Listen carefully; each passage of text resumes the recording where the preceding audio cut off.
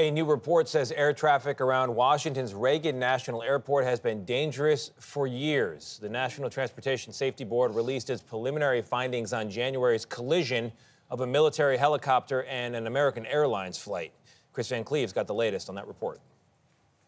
The force of the deadly midair collision over Washington that killed 67 left a 2-foot-long piece of Black Hawk tail rotor embedded in the wreckage of the American Airlines regional jet.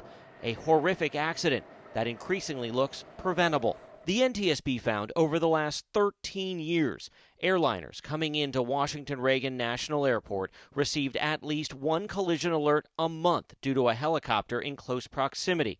And in the last 3 years alone, at least 85 examples of extremely close calls. Helicopters and planes were routinely coming within 75 feet of each other during the approach to land. The existing separation distances between helicopter traffic operating on Route 4 and aircraft landing on runway 33 are insufficient and pose an intolerable risk to aviation safety by increasing the chances of a mid-air collision at DCA.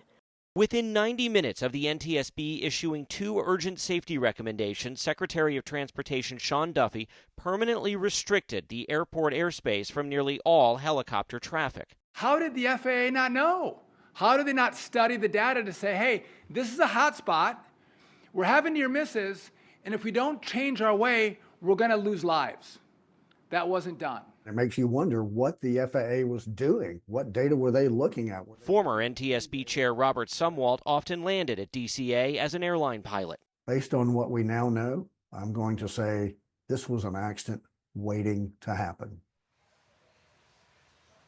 The NTSB says the air traffic controller that was monitoring both helicopter traffic and local airline traffic had been doing both of those jobs for about 5 hours leading up to the accident.